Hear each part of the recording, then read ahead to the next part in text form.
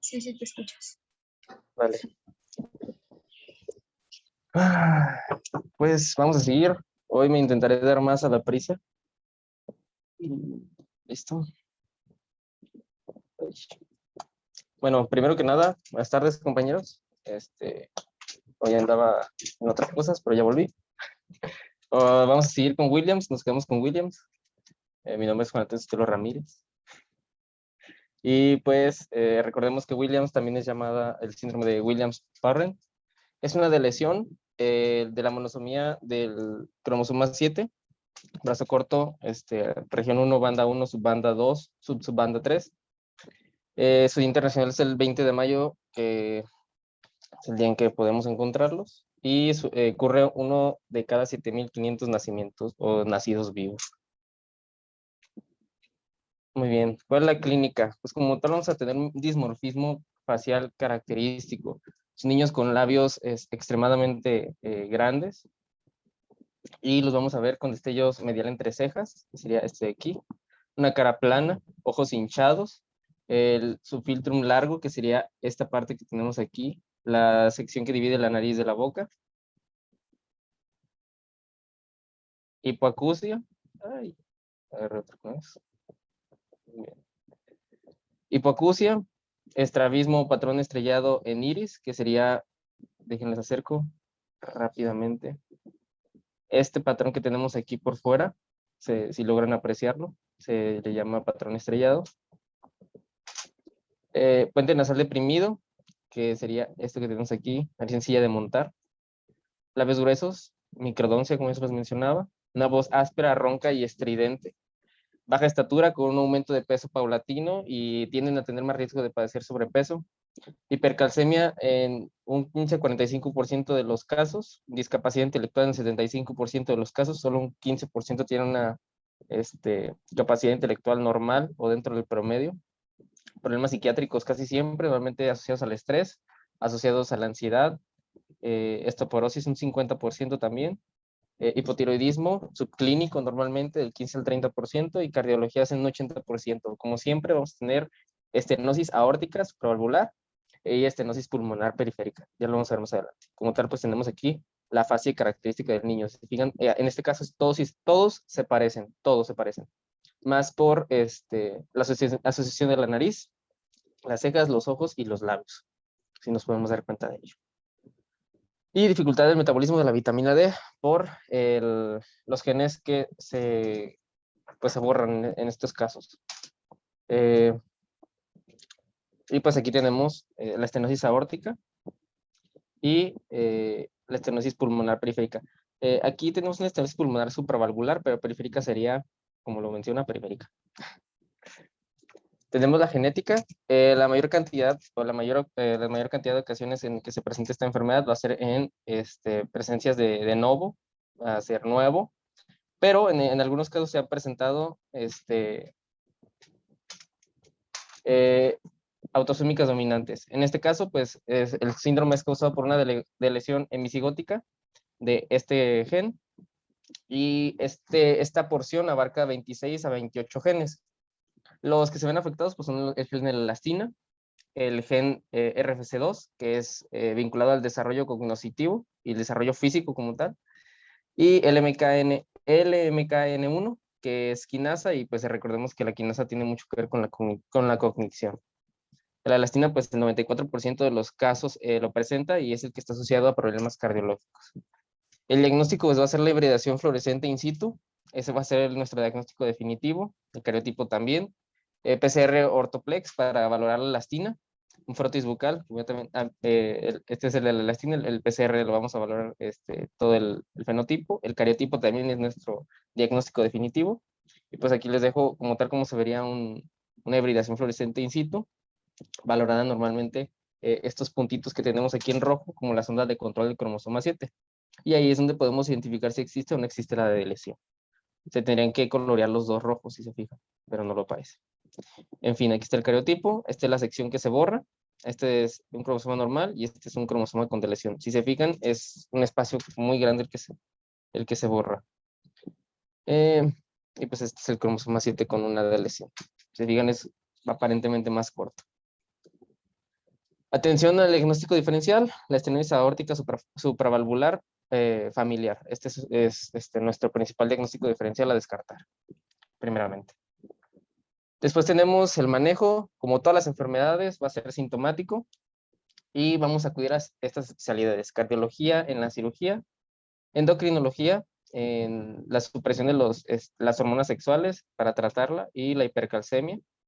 La inmunología, pues vamos a tener afectados linfocitos T, otorrinolaringología por la corrección del paladar y en el caso de infecciones de oído o malformaciones o sordera, como ya lo estaba mencionando, ortodoncia por la microdoncia que padecen, psiquiatría por los trastornos de ansiedad que ya les mencioné, el trastorno de déficit de atención, hiperactividad, puede o no puede tener hiperactividad, y nutrición para evitar alimentos con vitamina D. Como ya les mencioné también, las disciplinas encargadas o las coordinadoras son genética y pediatría, y como tal las complicaciones cardíacas, como tal tenemos que seguir con la vigilancia cardíaca durante el primer año de vida, una monitorización del calcio sérico por 2 años, fisioterapia de por vida y terapia integral también. Los primeros años de vida es muy importante para la integración de estos pacientes. El pronóstico, las complicaciones cardíacas, mande. No, sígueme ahorita ya. Ok. El pronóstico como tal nos tenemos que asociar directamente con las complicaciones cardíacas, que son la principal causa de muerte. Recuerden que aparecen en el 80% de los casos. El estilo, o más bien el pronóstico de vida o la esperanza de vida es menor a 5 años en caso de estenosis cardíacas, y estenosis pulmonares, la muerte puede ser incluso espontánea, o puede también aparecer la cura espontánea, pueden desaparecer en cualquier momento. La supervisión y tratamiento de estas patologías definirá la calidad de vida de la esperanza de la persona, y pues como tenemos aquí un niño que parece común y corriente y puede ir a la escuela y puede hacer todo lo que debe hacer. Y no sé si quiere decir algo más, doctor. Vamos a pasar con Nuna.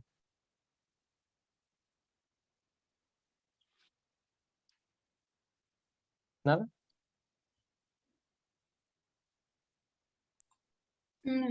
Creo que no.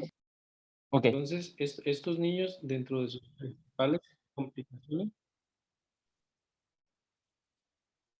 No, ¿sí me escuchan? ¿Sí me escuchan? Pero creo que trae el audio un poco retrasado, doctor. Es que estoy en el consultorio y como que el internet no está al 100. Entonces, aquí es importante, estos niños a nivel cardiológico tienen seguimiento de por vida por la estenosis pulmonar, pero generalmente lo importante de ellos es que son estenosis supravalvulares pulmonares, que puede ser del tronco o de las ramas principales, o pueden tener estenosis a distintos niveles, como en una, por ejemplo, que vamos a ver, pueden tener estenosis supravalvular aórtico. Generalmente es supravalvular pulmonar, pero también debes de valorar si no hay zonas de estenosis en alguna otra arteria, como en la aorta o en las arterias renales, que pueden llegarse a presentar, y también desarrollar, por ejemplo, hipertensión arterial sistémica si tienen estenosis renal. Entonces es bien, bien importante que a estos pacientes le demos seguimiento, y desgraciadamente, aunque tú los trates, los operes o les hagas un cateterismo, el riesgo de reestenosis en ellos es muy alto, por la cuestión también genética. Entonces, para que estos niños siempre tienen que ser vistos por el cardiólogo y se les tiene que dar seguimiento. Sí, adelante, Juan Antonio. Muy bien, entonces seguimos con Nunan, si no hay ninguna duda, adelante. Muy bien, Nunan como tal es un desarrollo normal en todo el cuerpo. Vamos a ver también fase característica. No tiene día internacional, va a pertenecer al Día Internacional de las Enfermedades Raras, que sería el 28 de febrero, tengámoslo en cuenta porque otras 3 patologías de esta presentación es ese día. Y aparece en uno de cada 1000 o 2500 nacimientos. Como tal, pues vamos a tener características en su rostro característico, con orejas inclinadas hacia abajo, tienen una fascia de cara triste, podría decir, de implantación baja y rotadas hacia atrás las orejas, hipertelorismo, fisura palpebral hacia abajo, tejido del ángulo interno del oído, o coloboma, párpados caídos, proptosis, micrognatia, cabello rizado. Pueden tener o no pueden tener cabello rizado, pueden tener muy poco incluso. Ojos usualmente verdes o azulados, cuello corto y en ocasiones cuello de mariposa o cuello alado. ¿Para qué nos metemos en temas intrincados? Retraso de crecimiento un 50%, edema al recién nacido, normalmente, el linfedema, estenosis de válvula pulmonar, como lo menciona el doctor, en un 50-60% de las presentaciones, miocardiopatía hipertrófica en inicio prenatal, el 20% de las ocasiones, una delgadez característica, incluso que no suben de peso, deformidades ortopédicas, hipoacusia el 10%, y con ello vamos a tener problemas de infecciones, discapacidad intelectual 10 a 20%, retraso del habla, ellos necesitan terapia para poder hablar, y en cuanto al aprendizaje, porque tienden a aprender a hablar hasta los 3 años, 4 años incluso, tienen un riesgo muy elevado a leucemia mieloblástica juvenil y la malformación de Chiari tipo 1, que ya la vimos anteriormente, que esta no es una hernia. Recordemos que existe por los traumas y todo ese tipo de cosas, las hernias, que es el desplazamiento del cerebro hacia un lugar que pues no debe de estar. En este caso es una malformación, nacen con ella. Eh, y pues como tal aquí tenemos la fase característica. En esta niña se presenta, también lo vemos en el niño de estos dos niños de acá, el hipertelorismo, sus párpados caídos, una fascia triste, puede o no puede tener exceso de piel, puede o no puede tener, esto es importante resaltarlo, una barbilla pequeña, una deformidad en el hueso del esternón también, pezones separados y un antebrazo separado del cuerpo. Como tal, esta sería la fase característica. Son niños que, pues, no sé, a mí se me hacen como es muy, muy notorio su fase. Y si no tienen dudas aquí, pues vamos a seguir. Luego tenemos las genéticas. La mayoría, 90% de las veces, es autosómica dominante por un gen de uno de los padres que son portadores. En algunos casos, como por ejemplo en el gen mutado LZTR1, es autosómica recesiva, y solamente algunos casos son de novo, por una no disyunción, como ya les mencionaba. Los genes pues, son estos que están por acá. La verdad no me voy a meter tanto en ellos porque son un poco intrincados.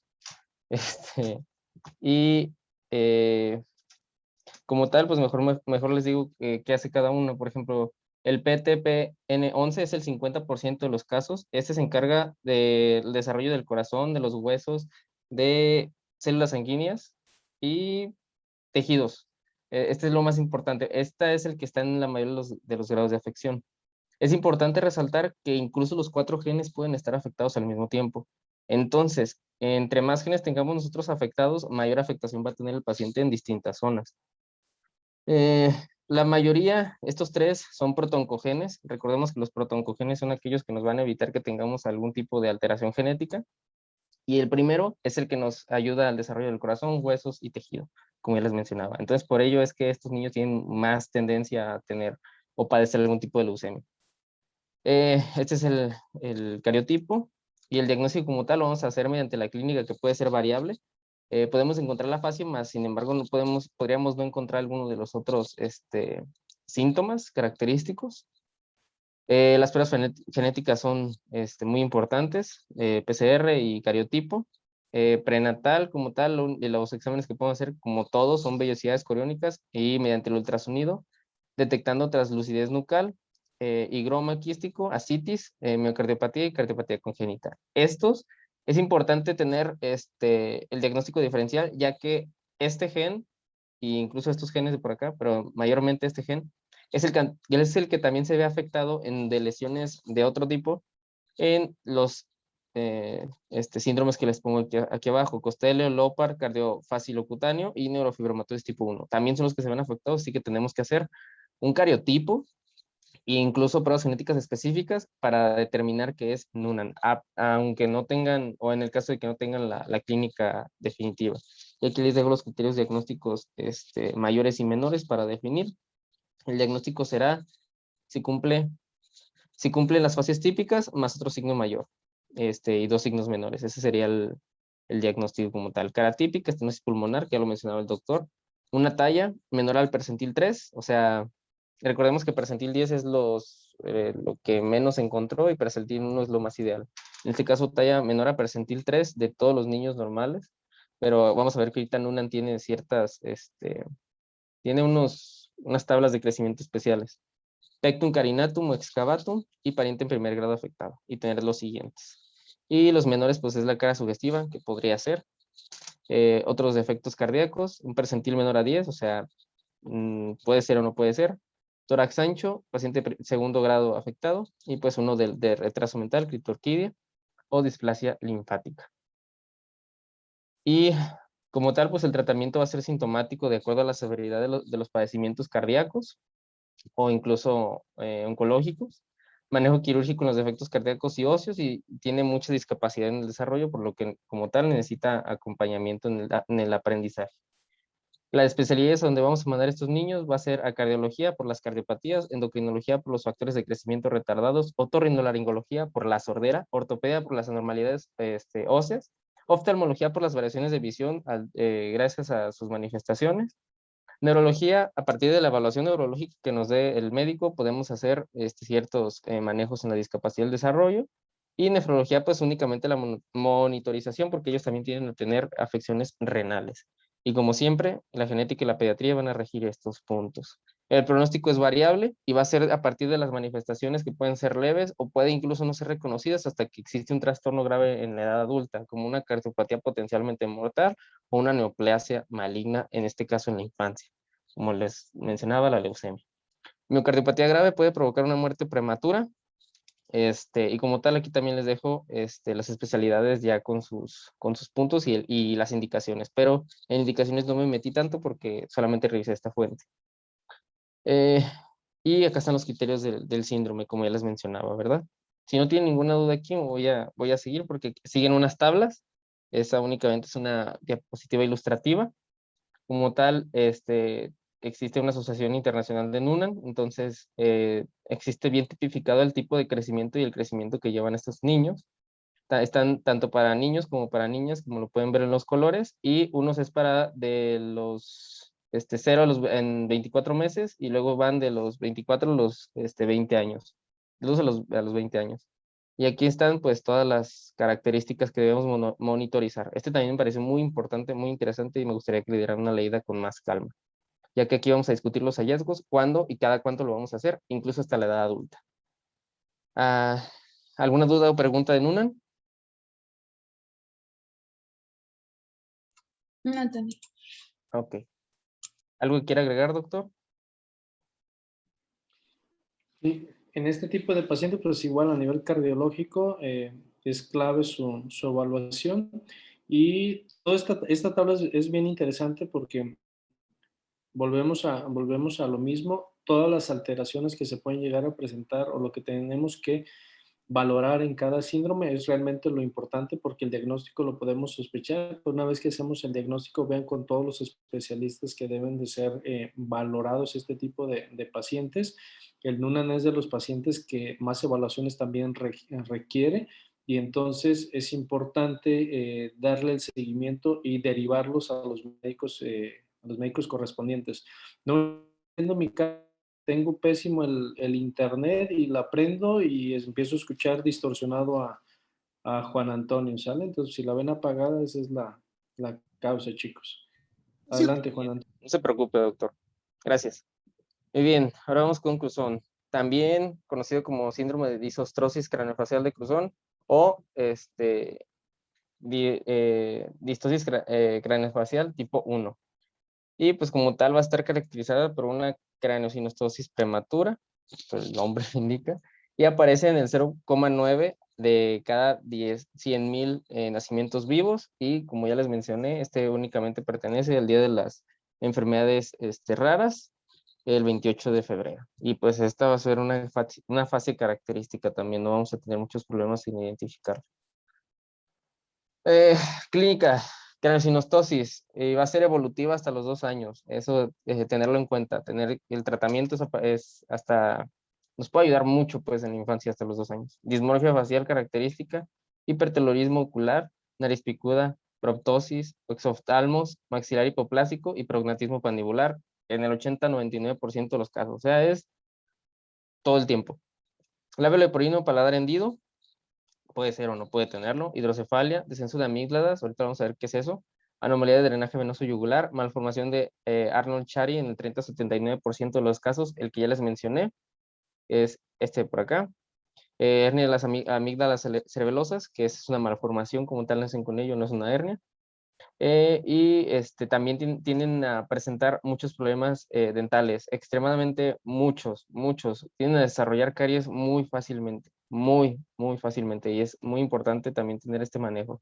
Y también otro manejo importante es el oftalmológico, que sería el exoftalmos que padecen.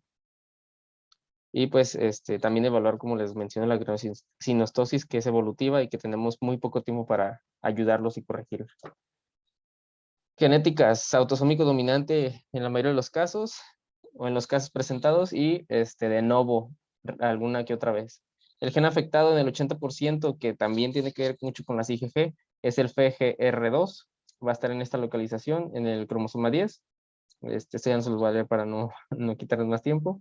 Y también es pues como tal causado por esa mutación, que es el receptor 2 del factor de crecimiento de los fibroblastos, y el gen FGFR3, que es casi el mismo, pero obviamente es otro receptor, que causa una característica que es la acantosis nigricans. El gen RF, que está en el cromosoma 19, una anostogenia, que vamos a padecer problemas óseos, y aquí les dejo el cariotipo como tal. Si se fijan, ahorita vamos a ver, se me hace que también otro 10. Entonces, aquí tenemos el cromosoma, y si se fijan si nos vamos a la región 2, nos vamos aquí, y sería en esta zona lo que se crea la lesión y lo que crea todos estos problemas. El diagnóstico, pues como tal, historial médico, clínica, examen físico y laboratoriales. No hay más. Incluso la fase es muy característica, y pues obviamente el cariotipo sí es el definitivo. Análisis genéticos dirigidos o normalmente la mayoría de las veces a FGR2 por sospecha. Estas son lo que podíamos encontrar, características, una mordida cruzada en el sector anterior de la vista lateral, y pues no pueden incluso cerrar la boca en ocasiones, pero pues es importante el tratamiento. Va a ser sintomático, pero gracias a Dios gracias a la vida, existe el tratamiento quirúrgico para estos pacientes que les ayuda mucho. Craneotomía, una cirugía para la exoftalmia, también tratamiento para la mandíbula superior, fisura palatina, y la ortodoncia, que quizás no es al 100% quirúrgico, pero en algunos casos sí se requiere. La neurología es muy importante por el propio cierre de las suturas prematuro. Inmunología, como ya les mencionaba, tiene mucho que ver el gen que se ve afectado por la IgG, es un gran productor de IgG, un precursor de la IgG. Otorrinolaringología en caso de la respiración, que pues pueden llegar a tener muchos problemas de respiración estos pacientes, incluso pueden llegar a extirpárseles algunas zonas, evitando llegar a la traqueotomía. La ortodoncia, por las malformaciones que les mencioné y la cantidad de caries excesiva que les puede generar, y la oftalmología, y como tal, pues recordemos que la genética y la pediatría los dirigen. Si se fijan, aquí tenemos un paciente que fue sometido a tratamiento intensivo durante 1 año, 1 año y medio, 2 años incluso, y el cambio pues es muy notorio, no sé si lo puedan apreciar. Este paciente pues fue tratado quirúrgicamente, incluso si lo logran ver. El pronóstico pues es importante la intervención quirúrgica, como les menciono, tienen muchas complicaciones cerebrales, oftalmológicas y respiratorias, y sobre todo tenemos que corregir malformaciones faciales, porque estos pacientes pueden o no pueden tener algún problema de déficit de atención o algún problema intelectual, y estos pacientes pueden vivir su vida, se puede decir, normal. Entonces tendríamos que también ayudarnos con la intervención quirúrgica para hacer su vida lo más llevadera posible. ¿Alguna pregunta o duda en Clouseau?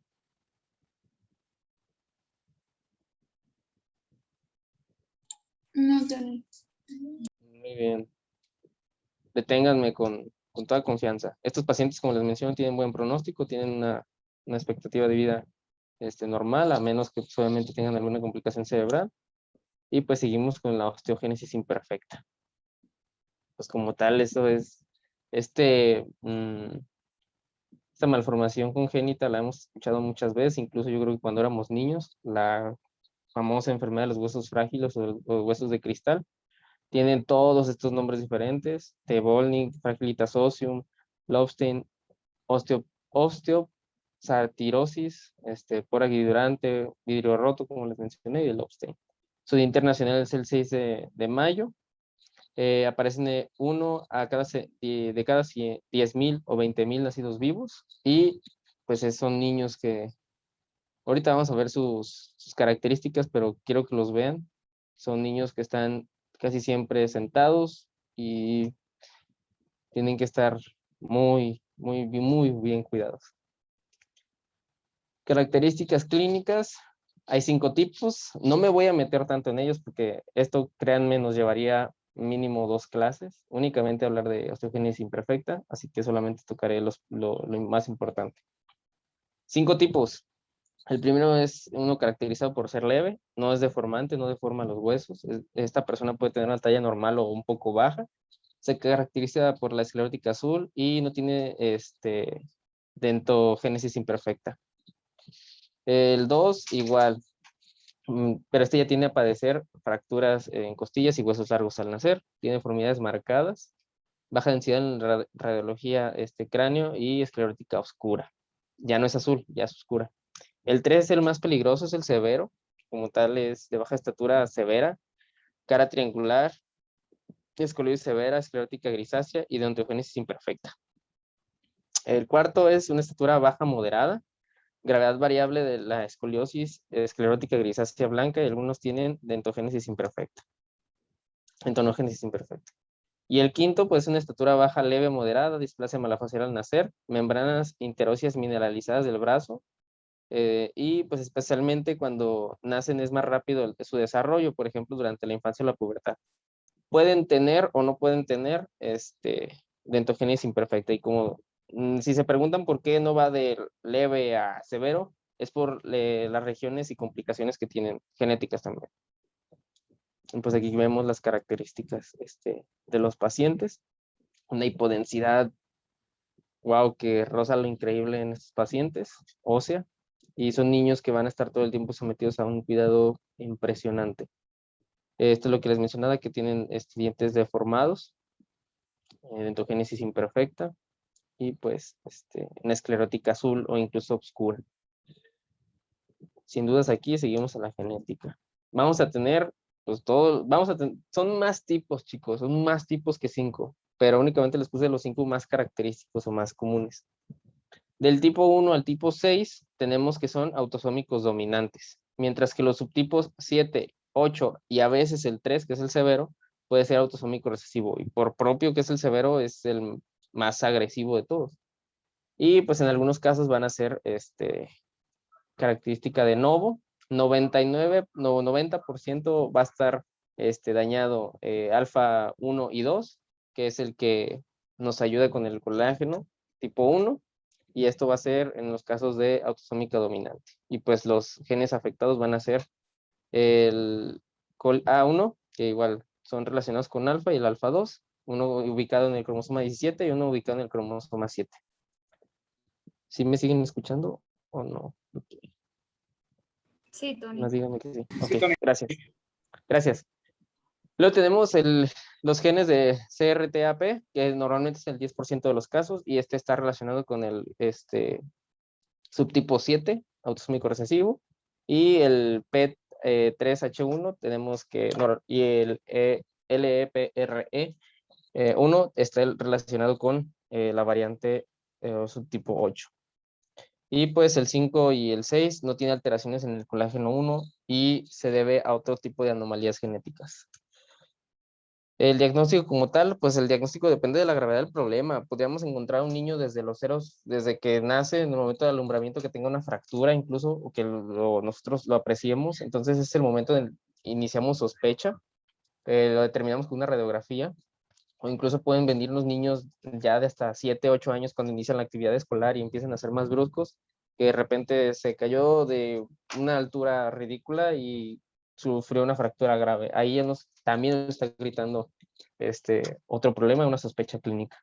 La densidad ósea como tal va a ser nuestro diagnóstico. Pruebas genéticas, muestreo de vellosidades coriónicas de las 10 a las 2 semanas y amniocentesis de las 15 a las 20, igual para pruebas genéticas. Aquí les dejo el cariotipo, como tal, una radiografía, un recién nacido con estas alteraciones, y si fijan, pues tienen un esqueleto muy hipodenso. Me parece impresionante en estos casos. Se fijan, es muy notorio, es muy notorio la descalcificación y la densidad ósea disminuida. Y aquí tenemos como tal el gen afectado, que es el 17.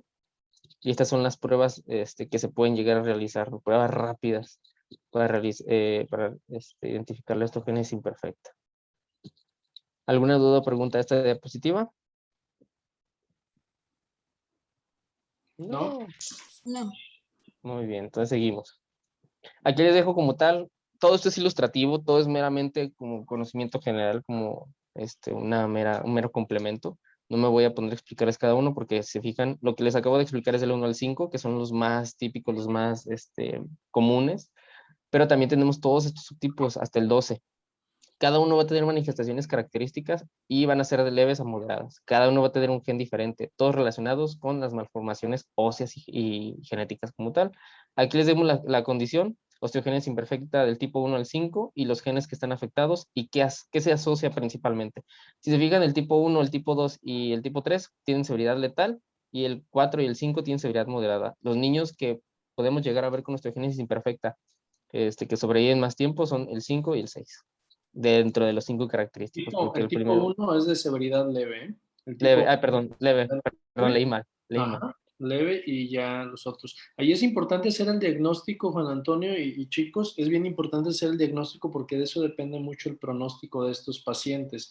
Y el Eso otro vamos. punto importante, cuando ustedes vean en un neonato, sobre todo recién nacidos, fracturas no explicadas por los mecanismos del trabajo de parto, de la cesárea, que fue un parto no traumático, en los que no hubo alteraciones y de repente eh, vean fracturas o vean alteraciones a nivel óseo o vean lesiones arrosariadas que se presentan en las costillas por fracturas costales, por ejemplo, fracturas de lo que son las clavículas, los húmeros, fracturas que no se expliquen, hay que pensar en esto y es importantísimo estadificarlo de acuerdo a las tablas que nos pone aquí Juan Antonio, porque de eso va a depender mucho el pronóstico y cómo lo vamos a abordar y cómo lo vamos a comentar con los papás.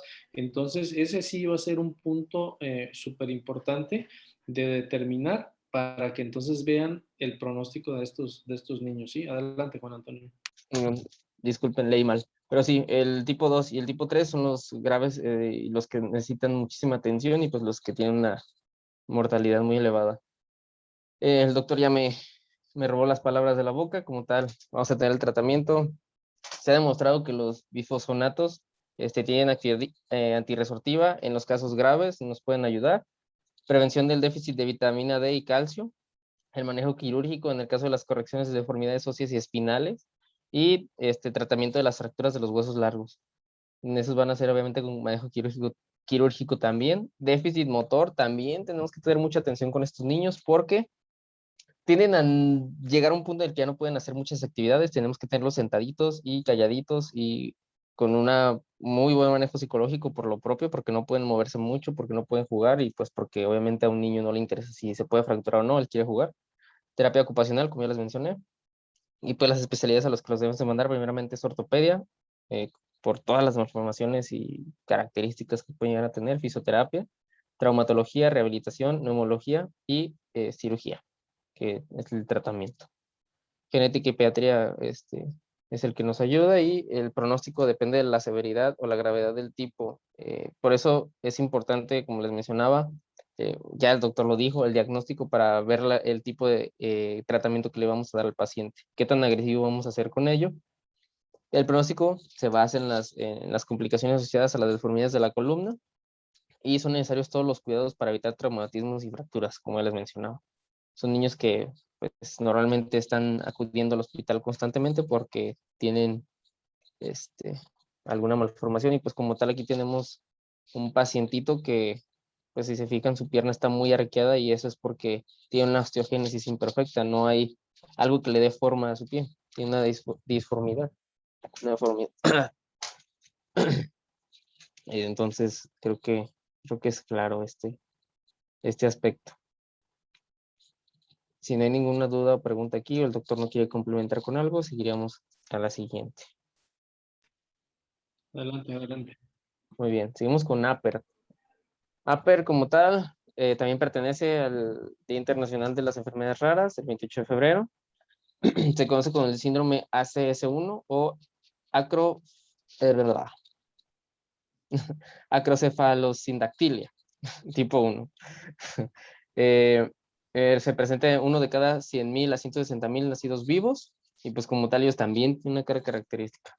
Se fijan en esta nena que está aquí. Clínica, craneosinostosis, acrobraquiocefalia, braquiturricefalia, frente ancha, discapacidad auditiva, sobre todo también tenemos el puente nasal deprimido, una cara plana. Se fijan aquí tenemos incluso su frente es demasiado ancha, es incluso predominante al rostro.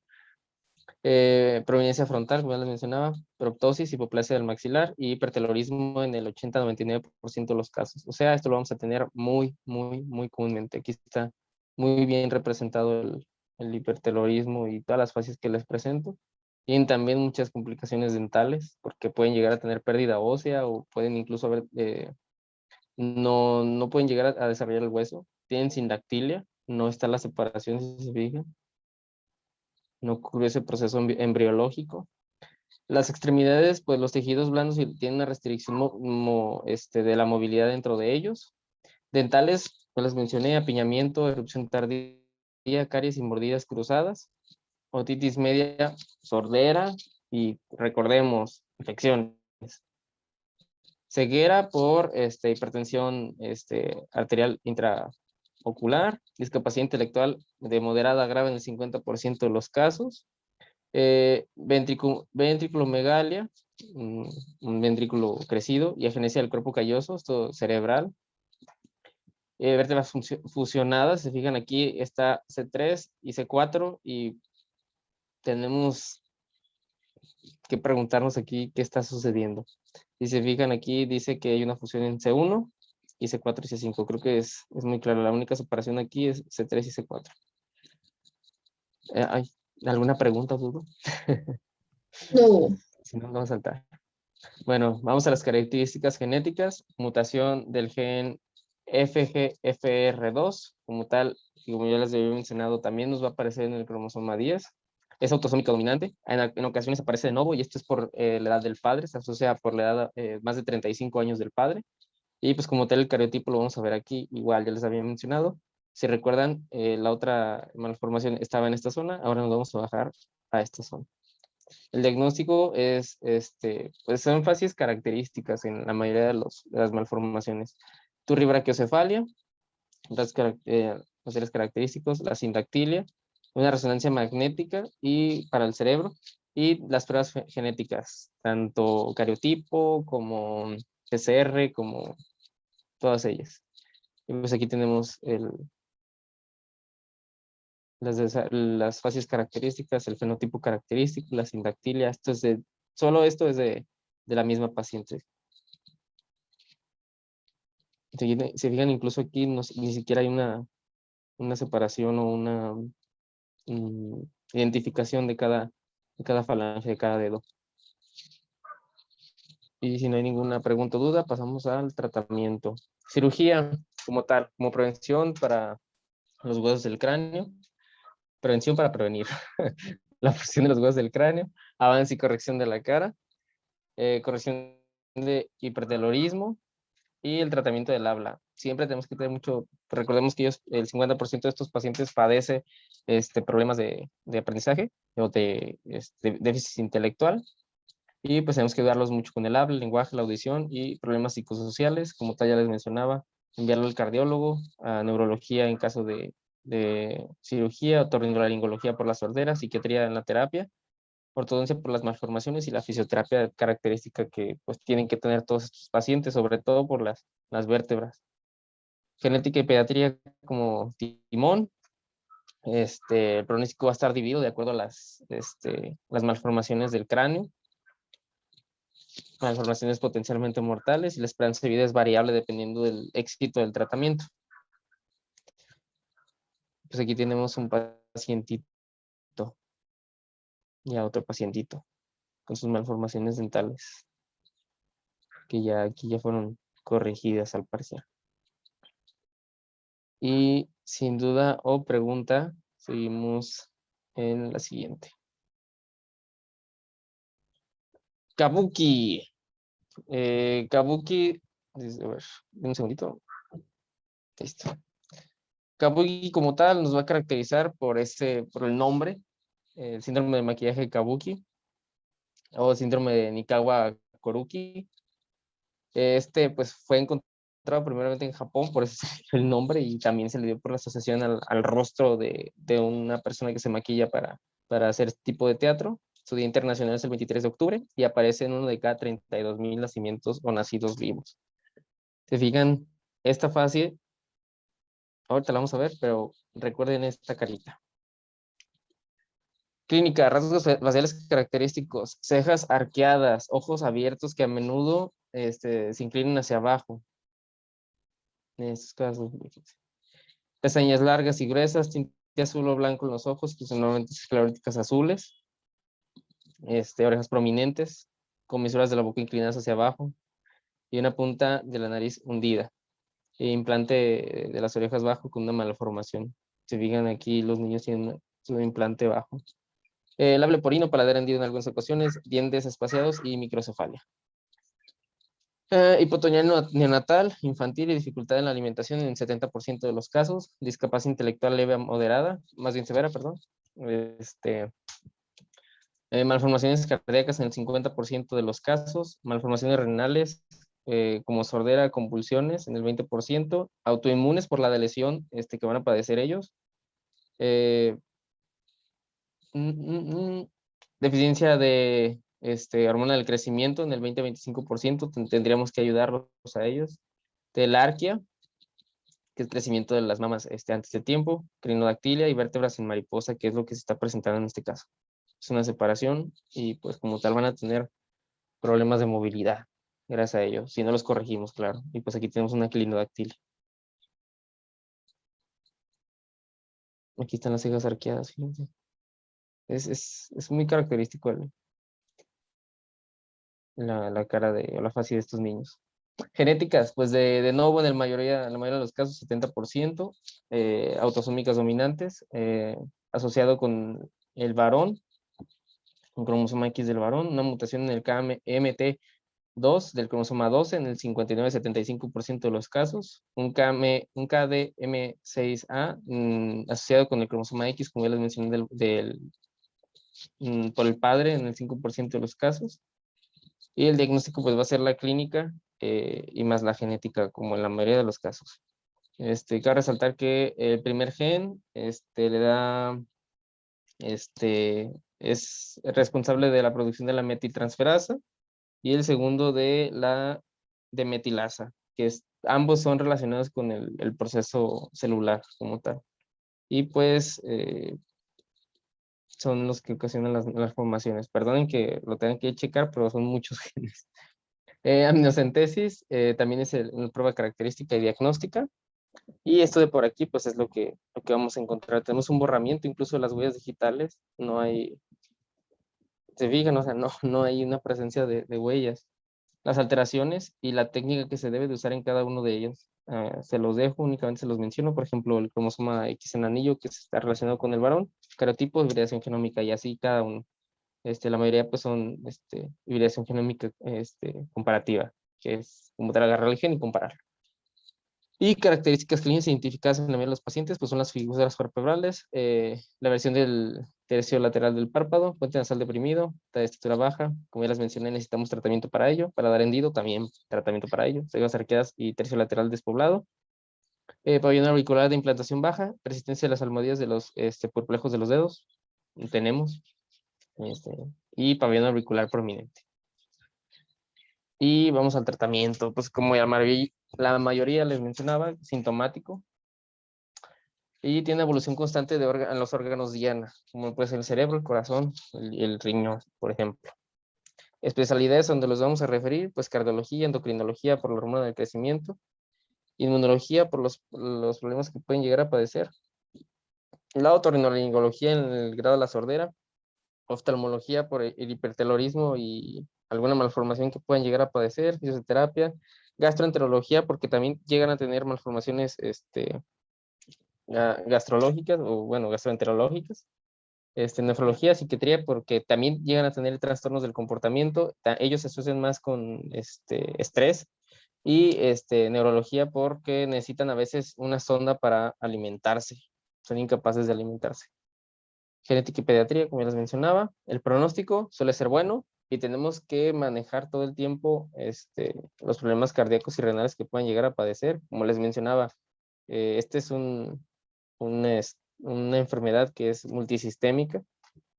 Normalmente van a padecer riñón en herradura, pelvis bífida, renal bífida, fístula retrovaginal, micropene y criptorquidia.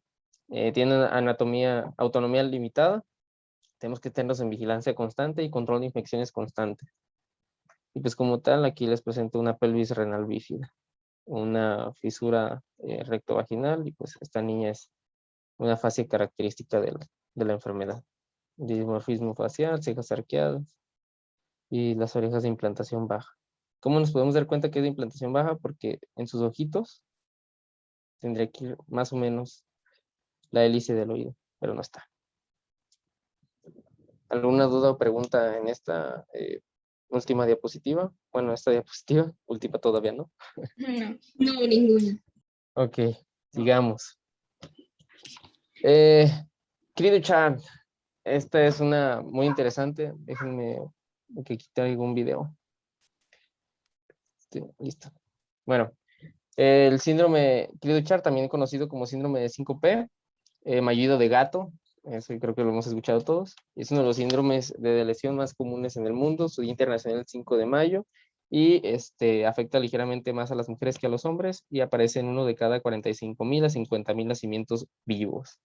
Y pues si se fijan son caritas muy reconocibles. Pero lo más reconocible pues es su llanto. Llanto de gato patognomónico. Y se va a dar hasta la lactancia. Y déjenme ver si puedo ponérselas. Puedo ponerles el audio porque es interesante escucharlo.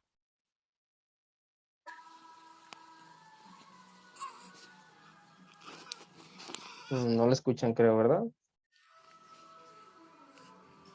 Sí, sí, Sí, sí. escucha, poquito. Ok. Ahí es donde se empieza a escuchar ese característico grito. Parecen como gatitos, pero peleándose, ¿no? Escuchen el final del video y es donde se escucha más fuerte.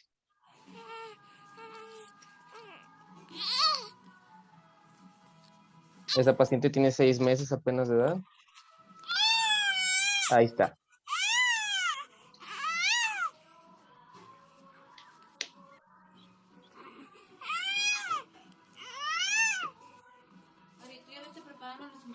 ¿Qué voy a hacer?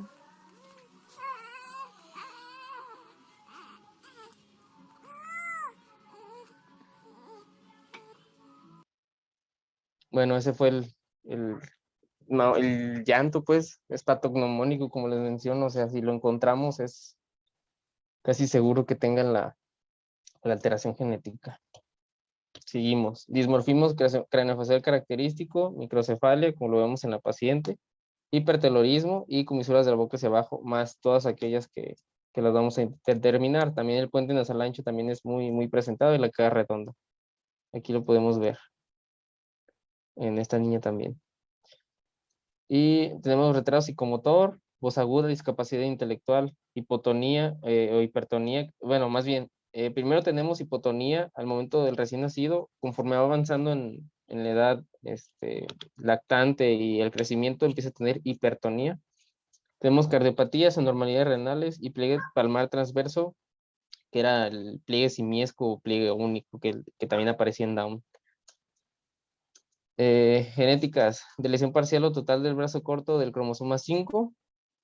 Este gen específicamente se encarga del llanto, es el que causa ese típico llanto en maullido de gato, y el otro gen es la región 1,5,2 es el que se encarga de las manifestaciones y ese es el que se encarga del llanto. Y pues puede de ir de 0, la de lesión puede ir de 0,5 a 40 millones de bases, entonces puede ser variable a muy grande escala. El 80% es de novo y muy baja proporción es autosómico dominante por parte del padre, que es únicamente portador. Los genes afectados es el TERT, que va a ser la telomerasa transcriptasa inversa, como tal, lo vemos en la telomerasa, en el encargado de la replicación celular y todo ello. El CTNND2 es el retraso mental, asociado al retraso mental. Como tal, el diagnóstico lo vamos a hacer con la clínica y el cariotipo. FISH en metafase o PCR, que también van a ser definitivos. Análisis de la secuencia genética. Y en el caso de prenatal, amniocentesis en el cariotipo. Y como tal, aquí les presento un FISH característico. Aquí ya tenemos una de lesión. Y aquí tenemos cómo se vería un cariotipo ya con una de lesión presente. Pues las fases de Krishar. Tratamiento pues va a ser sintomático a partir del inicio de la terapia de la semana de vida. Es muy importante. La atención a la sordera neurosensorial. Descartar anomalías renales y cardíacas. Eso lo vamos a hacer con el control conjunto del cardiólogo y el nefrólogo. Y les vamos a tener como nuestra principal referencia, como aquí les estoy presentando. La otorrinolaringología también es importante para la sordera y el paladar en los casos. La oftalmología, neurología con retraso, ortodoncia, fisioterapia para ayudar a la rehabilitación y nutrición. Pronóstico, pues la mortalidad va a ser del 10% de los pacientes únicamente, y de ese 10%, el 75 al 90% va a ser en el primer año de vida, y es porque tiene una lesión de hasta 40 o 50 millones de pares de bases. Todo el manejo se basa en buscar una mejor calidad de vida para el paciente, porque van a tener un retraso mental de leve a severo. Y pues aquí tenemos una evolución. Tiene un pronóstico de vida, en el caso, pues se podría decir normal, pero todo está asociado a la cardiología y la nefrología, las anomalías que pueden llegar a presentar cada uno de ellos. ¿Alguna duda o pregunta hasta aquí? Ya vamos por el antepenúltimo. Bueno. Vamos bien, Juan Antonio, vamos muy bien. Tú Líneas. tranquilo, vas muy bien con tu clase. Vale. Muchas gracias. Ahorita rapeo si quiere. Klinefelter, también conocido como el síndrome 2XY o síndrome 47. Vamos a ver que es un mar. Se considera la anomalía cromosómica sexual más común en humanos. Recuerden que les decía que Turner es para las mujeres y Klinefelter para hombres. Ahorita lo vamos a ver por qué. Este es ocasionado, o más bien se presenta en uno de cada 5.000, 6.000 nacidos vivos. Normalmente son varones y pertenece al Día Internacional de las Enfermedades Raras, el 28 de febrero. Y aquí tenemos un niño con Klinefelter. Ahorita vamos a ver sus características clínicas. Tienen deficiencia de andrógenos. ¿Qué significa esto? Que van a tener una anatomía ginecológica, a pesar de ser hombres. Recién nacidos tienen testículos pequeños o criptorquidia, también tienen pene pequeño, hipotonía en el 62% de las presentaciones. Y atención con esto, estos pacientes nos van a llegar referidos a nosotros, a veces hasta la adolescencia, ya que empiezan a notar que no crecen o que empiezan a notar que tienen un retraso muy severo de las características sexuales secundarias, es cuando nos van a llegar así, a nosotros. O sea, oye, doctor, no tengo vello y todos mis amigos ya tienen, pues, y empiezan a desarrollar estas características, tendríamos que sospechar inmediatamente de Klinefelter. Tienen pubertad retrasada, escaso vello facial corporal, sexual, voz aguda, cuerpo ginecoide con ginecomastia, como lo presentamos acá arriba. Esterilidad, esto lo vamos a ver en pronóstico, pero en una de las ocasiones en que nos puede llegar a un paciente con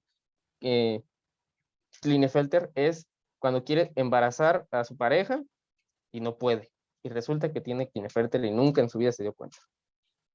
Estatura alta, son personas con estatura alta, proporciones anormales, retraso de habla y discapacidad del aprendizaje en una muy disminuida de las presentaciones. Aquí tenemos, por ejemplo, niños con Klinefelter que no tienen como tal una fase característica, pasan como tal, suelen tener rasgos finos, pero nada más que ello. Y pues obviamente donde nos vamos a percatar es cuando vemos su anatomía. Y pues La redistribución de grasa pues es clara, ¿no? Se van las mamas y las caderas y pues normalmente el tórax del hombre es cuadrado. Pues aquí les presento la imagen. Hipogonadismo primario y pues tienen una fragilidad ósea por lo propio de los andrógenos. Tienen también tendencia para hacer diabetes mellitus. Puede ser no heredado y no disyuntivo, o sea, puede aparecer de la nada o puede ser por una malformación no disyuntiva. Y esto se causa por una copia adicional del cromosoma X. Puede ser del padre, puede ser de la madre, puede ser de los dos incluso. Y puede ser esperma óvulo a uno a dos casos. Por ejemplo, el esperma puede ser uno y el óvulo cada dos. Más común el óvulo. Se asocia la mayor edad de la madre y también del padre. Y su causa más habitual es la causa más habitual de hipogonadismo e infertilidad en los varones, aunque no lo crean, claramente pues de una cromosomopatía. Es una alteración del desarrollo sexual masculino, claro, y pues podemos tener 48, un clidiferente con 48 cromosomas o con 49. ¿Esto a qué se debe? Pues a lo que viene a continuación. Te les explico cuando llegue la imagen. El diagnóstico va a ser clínico y con el cariotipo como definitivo. Rara vez se diagnostica antes de la adolescencia, como les mencionaba.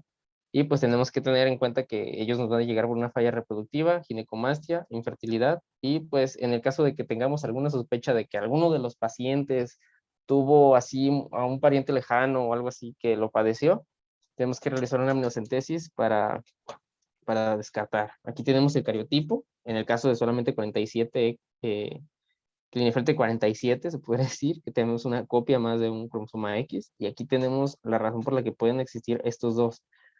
Esta es una evolución normal, un embrión común y corriente, como ustedes y como yo.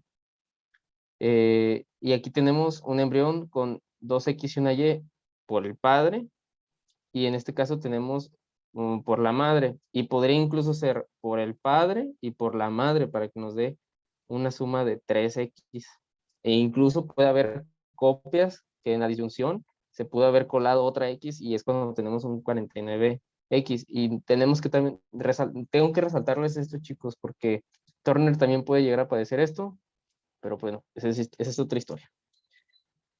Tratamiento y monitoreo. Es importante que los hombres no pueden llegar a presentar ningún síntoma hasta que la infertilidad denote el problema y hasta que quieren embarazarse con su pareja.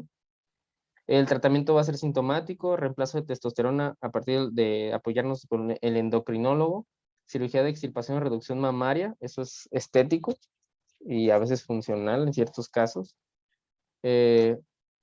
Intervenciones educativas en caso de psicología y fisioterapia, terapias multidisciplinarias y traumatología por, como les mencionaba, los huesos frágiles por el déficit de andrógenos. Testosterona como tal. Piernas largas, pechos desarrollados, musculatura poco desarrollada, poco vello facial, hombros estrechos, tronco corto y testículos pequeños. Aquí tenemos una recuperación, un antes y un después con la terapia hormonal. Así que pues es importante tratarlos. Si no tienen ninguna duda o pregunta, seguiríamos con la acondroplasia. ¿Sí? Vale. Todo bien. Acondroplasia, pues creo que todos en nuestra vida hemos visto a alguien con acondroplasia.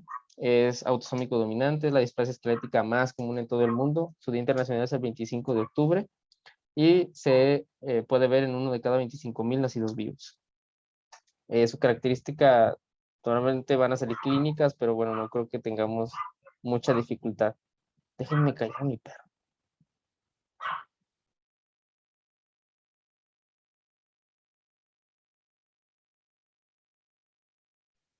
Listo. Disculpen ustedes. Vamos a tener una talla baja desproporcionada en varones. Y en edad adulta vamos a tener... sí, vamos a tener una medida de 131 centímetros más menos 5 centímetros. Y en mujeres 1,25 más menos 5 centímetros. Entonces van a ser personas de talla baja. Rizomegalia, que es el acortamiento de las extremidades. Ahorita vamos a ver una imagen que es muy explicativa. Lordosis lumbar. Normalmente es en esta zona. Sus dedos en tridente, lo menciono por acá. Macrocefalia, que es una protuberancia frontal, como lo podemos ver en este paciente. E hipoplasia de la cara media, que sería esto que tenemos aquí. ¿Sí me siguen? Braquidactilia. que les mencionaba, los dedos en tridente. Articulaciones hiperextensibles excepto del codo, porque pueden llegar a tener dificultad para mover su codo. Puente nasal deprimido, como lo vemos también en este paciente. Tórax estrecho y neuropatía restrictiva, en el menor de los 5%. Son personas funcionales. Retraso del desarrollo motor, de los 10 a los 24 meses en cuanto a la marcha. Empiezan a caminar hasta esa edad, incluso hasta los 3 años. El genuvaro o valgo también son candidatos a ello. Aquí tenemos pues un acortamiento severo de los huesos largos y las costillas. Si se fijan aquí pues es muy claro sus costillas dónde están y cómo está sus extremidades, sus huesitos. Pues tenemos, yo creo que todos conocemos a este actor. Y pues aquí tenemos genuvaro característico que podríamos llegar a presentar, o también tendríamos el genuvaro, que será la unión de las rodillas. Pues claramente esto se va a ir desarrollando conforme a la edad. Genética, causada por la mutación heterocigótica de un gen de receptor del factor de crecimiento de fibroblastos, FGFR3. Y acuérdense que ese también lo vimos en otra malformación. En el cromosoma 4, digámoslo así, en el 97% de los casos. Herencia autosómica dominante, normalmente también van a ser de novo. El padre, una de las características es que el padre tiene más de 36 años y los padres con acondroplasia, si nada más un padre tiene acondroplasia, van a tener el 50% de que su hijo tenga acondroplasia, y si son dos, pues tiene el 75%, ya que sería una combinación homocigótica y pues casi es seguro que lo padezca. Y pues aquí les dejo un cariotipo. El diagnóstico prenatal pues va a ser el ultrasonograma, que va a ser en segundo trimestre. Normalmente es cuando ya se empiezan a presentar las malformaciones. Genético molecular, a partir de la amniocentesis, como les recordaba, de las 14 a las 16 semanas. Características clínicas y radiológicas, como las que les estoy dejando en estos lados. Aquí tenemos una reconstrucción 3D. Esto podríamos verlo por un ultrasonograma, pero pues claramente no en esta calidad, ya que esta es una reconstrucción 3D, mostrando la prominencia frontal y el aplanamiento del puente nasal. Están peleando a Cristian en el grupo. ¿Quién es? ¿Qué pasó, Paula?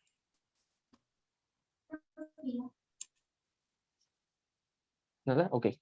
Nada. Ok. Y pues aquí tenemos las malformaciones que estos pacientes pueden llegar a padecer. Y ya todo dependerá del qué tan modificada esté la copia del factor de crecimiento de fibroblastos. Todo dependerá de ello, todo, como la mayoría de las malformaciones congénitas. Y pues aquí les dejo donde se hace el borramiento. ¿Ok? Sí. ¿Sale? Vamos pues. Atención y manejo. Estos pacientes pues tenemos que tenerlos muy bien checaditos. Endocrinología por la hormona del crecimiento. Tenemos que tener mucha atención con el sistema óseo. El sistema óseo lo vamos a ayudar a crecer del 1 a los 6 años. Es nuestro tiempo de ayudarle a estos pacientes para que puedan crecer normalmente. Cirugía, vasoderivación ventriculoperitoneal, descompresión suboccipital, procedimientos para mejorar la vía aérea. Son lo que ellos padecen más. Pueden llegar incluso a tener problemas respiratorios severos, y eso que nos puede llevar a una clínica pues diagnóstica de alguna otra patología. Otorrinolaringología, vamos a tener infecciones auditivas, terapia conductual, psicología pues imagínense la lluvia de cosas que les puede decir la gente ignorante, y nutrición. Y ortopedia por la estenosis espinal, elongación de las extremidades, y como les mencionaba, tiene escoliosis. Y el péptido natriurético tipo C también es un punto de atención. Esto es lo que les podemos hacer para ayudarlos. Por ejemplo, una amigdalectomía en los casos para mejorar la vía aérea, porque incluso pueden tener tan baja implantación que se cierra y no los deja respirar. Tenemos una estenosis a nivel cervical. Estos son situaciones extremadamente dolorosas. Como tal, aquí lo estamos viendo, es un cierre. Y pues tenemos aquí una derivación ventriculoperitoneal. Y pues este sería una... Pues así se miran las personas ya en una edad adolescente adulta. Son característicos. Y se fijan, hay personas que son más pequeñas que otras y todo puede deberse a la hormona del crecimiento y la intervención que tuvieron, claramente. Y si se fijan, aquí también podemos tener los genus. ¿Ok? ¿Alguna pregunta hasta aquí? No. Sale. Entonces, ya, estamos en la última, chicos. Ya. Respiren. Llegamos a la esclerosis tuberosa. Esta se padece cada uno de 25,000 nacimientos. Su internacional es el 15 de mayo y es autosómica dominante. 85% de novo. ¿Ok? ¿Y por qué les puse esto de aquí? Porque también, ahorita lo vamos a ver más adelante. Ay, caray. Me pasé. Ay. Se me hace que se borró esta diapositiva. Déjenme checar. A ver. Oh, ay, se me borró la presentación. Oh, no. A ver, denme un segundito, por favor. Si son tan amables. Se me inundó mi casa. Ay, Jesucristo. Oh, perfecto. Vale, entonces seguimos. Esclerosis tuberosa. Ya lo mencioné, seguimos a la que sigue. Clínica. Síndrome neurocutáneo. Va a ser, tenemos que también tenerlo en relación con la neurofibromatosis tipo 1, que sea uno de nuestros principales diagnósticos diferenciales, pero tiene mucho que ver dónde está el gen afectado. Los hematomas multisistémicos van a ser el pan de cada día de esta clínica. Ahorita los vamos a ver. Y pueden aparecer en piel. En este caso son máculas hipopigmentadas en hoja de fresno, por eso les dije que lo íbamos a ver. En hoja de fresno, que serían estos de aquí, se fijan, la similitud es muy parecida, por eso lo pusieron así. Los angiofibromas, eritema papuloso, fibromas unguiales, que también son llamados de Cohen, placas fibrosas en frente, cuero cabelludo y lumbar. Son placas de Chagrin y lesiones en confeti hasta adolescencia en el 90% de los casos.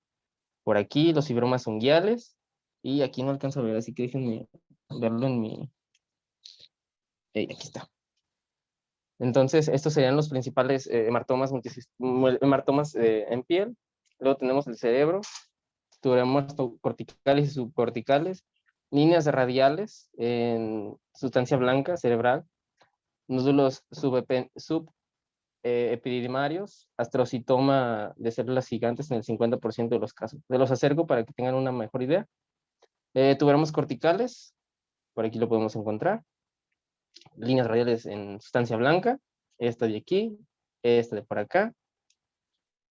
Nódulos subepididimarios, que nos va a dar muchos problemas a la hora de tratarlos y del diagnóstico. Son estas de aquí. Les llaman también de vela derretida, una apariencia de vela derretida. Yo no encontré la similitud, espero que esté así. Y astrocitomas de células gigantes, que serían este tipo. Son personas que incluso pierden la visión de la nada. Se los digo porque lo sé. Riñones, vamos a tener angiomiolipomas, que es esto que está por acá. Les puse imágenes de todo porque me pareció extremadamente interesante toda esta patología, que son estos que están aquí. Son notorios, son hiperdensos a la hora de estarlos revisando. El corazón, rhabdomiomas, sería este que encontramos por acá arriba. Es muy grande. Pulmones, linfangeliomiomatosis, hiperplasia micronodular neumocítica multifocal y quistes pulmonares. Estos los vamos a ver con un patrón estrellado, se podría decir. Son circulares, son muy bien definidos. La hiperplasia micronodular también la vamos a encontrar incluso a nivel patológico, perdón, histológico. Y los quistes pulmonares, ahorita los vamos a ver más adelante, en otra imagen. Tenemos afectación en la retina, como en hematomas y con manchas despigmentadas. Y las manifestaciones neuropsíquicas van a ser la epilepsia de aparición temprana, los problemas de aprendizaje, trastornos de déficit de atención. Este puede aparecer con o sin hiperactividad, trastorno obsesivo compulsivo, espectro autista y ansiedad. Y aquí pues les dejo un repaso de todo lo que estamos viendo. Esta es una placa de Changi. Estos normalmente son en el cuero cabelludo o en la zona lumbar. Esto pues es en la zona lumbar, como lo podemos apreciar.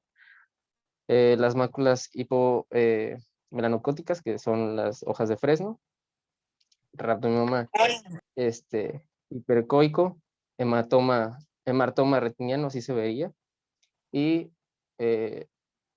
linfangioleimiomatosis en el pulmón. Si no tenemos alguna duda de la clínica, pasaremos a la genética. Ya casi, chicos, ya casi. No se me duerman. 2 genes.